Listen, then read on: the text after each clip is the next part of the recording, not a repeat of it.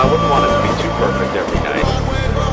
It is live, after all. Working at Lincoln Center, it sounds very huge and elevated, and that's what it feels like once you're working there, because Rent is about much more than just friendship, love, and musical theater. It was about something that shook musical theater.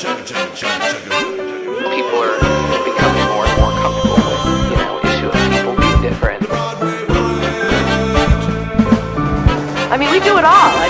We don't back away from anything. Welcome back to Broadway Bullet, Volume 123. I'm your host, Michael Gilbo, and we got some fantastic stuff for you this episode. Coming up first, it was hell getting down to the studio today. The subways were all messed up for any New Yorkers who were here on Wednesday, and so I didn't get my research done quite properly for my interview with Kate Shindle and Richard Blake of Legally Blonde. And I totally missed that Kate Shindle is a former Miss America as well, 1998. So that's going to be a lot of fun. We're going to hear from the soundtrack of Legally Blonde as well. We've also got, drumroll, Stephanie Block is here to talk about her career and Boy from Oz and Wicked and Pirate Queen. She gives us a lot of great dirt.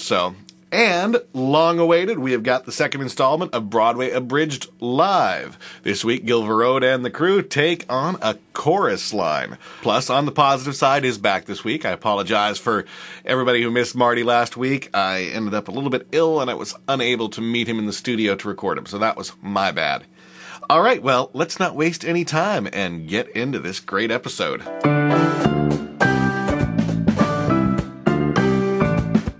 Listening room. The Legally Blonde cast album just came out a few weeks ago, and we've been working on getting a couple people in. It's taken so much time because Legally Blonde's so popular, and I was afraid it'd take a little longer today. But we've got Kate Shindle and Richard Blake here with us. How you guys doing? How are you doing? Okay. Good. I was It's a afraid little crazy out there today. Yeah, every subway's run. It took me 3 hours and 15 minutes to take my 20-minute subway ride. It's absurd. I was sure this wasn't going to happen today. a little flash flood will do that to you. I bet people were really friendly, though, on the train. I bet it was really nice there. And it was packed. I got to listen to a lot of news on 1010 Wins on my way in. So, I know if you guys want to know what's going on in the world, just ask me afterwards. Richard lives in the faraway country of New Jersey. Where Kate Shindle is from. I am from New Jersey. So, how did you guys, how have you guys been enjoying your stint with Legally Blonde? It's been a few months now, and you've settled into the roles, and... Okay, first of all, when you say stint, it makes me feel like it's almost over. So, don't scare me like that. Which drives me into immediate money panic. Exactly. I should bring up for the two of you in here, how long are you contracted in here? How long does our audience have to catch you two in this show? I'm in till, I think, the second week of January. Yeah, we're in at the same time. We both are contracted for a year from our first performance, which was in San Francisco. But hopefully, if things go well and they continue to like us, maybe we'll stay a little bit longer. Yeah. Yeah, that's it. It's great. We've been officially open for about 2 months and started previews 3 months ago. And what's weird is I don't know if it's because other shows are closing. I don't know if it's because it's summer, but our audiences have just been getting better and more hyper and more sort of... they tend to make sounds that only the dogs can hear, when they're screaming. Well, it's great, especially during the summer. We get all the kids, which is such a great energy. All the kids who are off from summer vacation, and they're it's like a kind of mini little rock concert. It's great. Yeah. Which is kind of unusual because the show's so drab and dreary. Yeah, it's such a downer. I know. It's like you wouldn't expect that with a show about 14th century Italy, but for whatever reason, they're just flocking. Well, we're going to play a few songs for the show. We're going to play 2 full ones and a couple snippets and discuss what's going on. So maybe let's kind of get the ball rolling with a little bit, go kind of in order, and that means it's your song first, Richard. All right. Do you want to tell us a little bit about this song, anything, story behind it, a setup behind it? Well, this is like right at the beginning of the show. In the first scene, Elle Woods, the Reese Witherspoon from the movie, for those of you at home who have only seen the movie, that character is preparing to go out to dinner with me, where she believes that I'm going to propose to her. And so then I show up and take her to this beautiful restaurant, and I guess the rest you can hear in the song. He shows up in aviator sunglasses, and I think that's an important detail that should not be overlooked. It's true. It's quite a spectacular moment that Jerry Mitchell gave me to be made fun of. All right, so here's Sirius. We both know why we're here. I see it in your eyes. I guess it calms my fear to know it's not a surprise. I thought one look at you, looking like a dream come true, would leave me speechless like you always do. But now we're wide awake. We've got some plans to make. Let's take some action, baby. So baby, give me your hand. I've got some dreams to make true. I've got the future all planned. It's time to get serious. Time to get serious with you. I never thought that Honey, I'm not finished. Oh, sorry. Since I was 2 or 3, my life was planned out neat. I'd get my law degree, and then win my Senate seat. A big White House back east, all of the amenities. 3 kids at least, just like the Kennedys. Here's where our lives begin.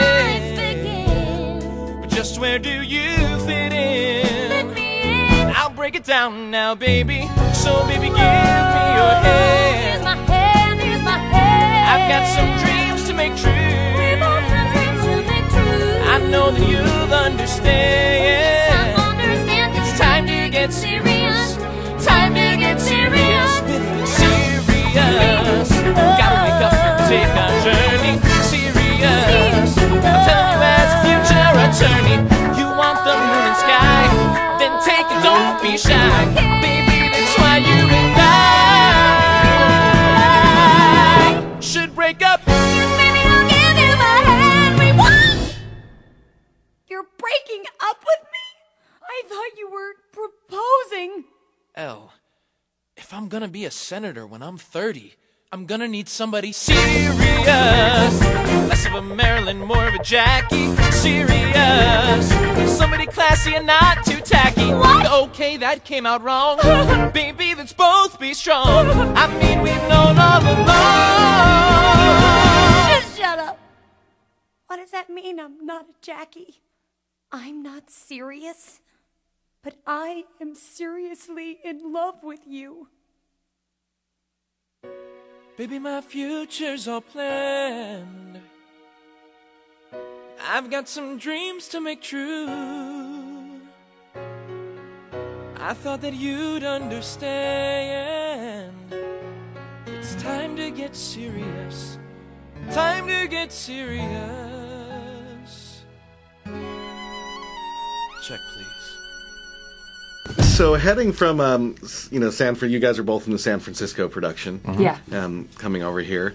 And San Francisco, the word of mouth was just like crazy. Yeah. Everybody's like, this is going to be, big hit coming to Broadway. And I guess I'm kind of curious the feeling behind her, because I think everybody's still shocked that Legally Blonde didn't wind up with the Best Musical nom.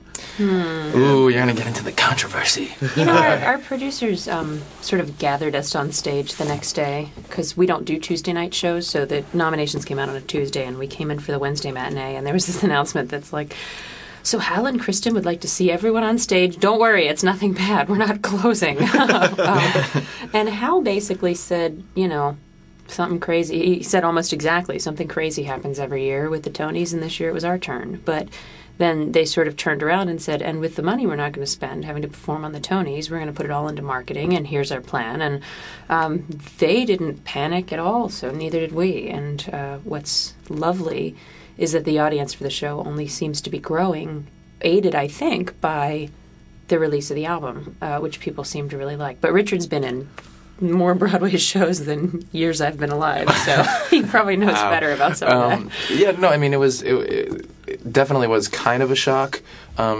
just because, we all really feel proud of what we're doing, and the audiences do seem to like it so much. But at the same time, it's Legally Blonde. I understand. I've done more movie musicals than anybody on the planet. So I kind of had a little bit of. I was a little bit aware of what might happen. What are a couple of the other ones you've been in? Oh God.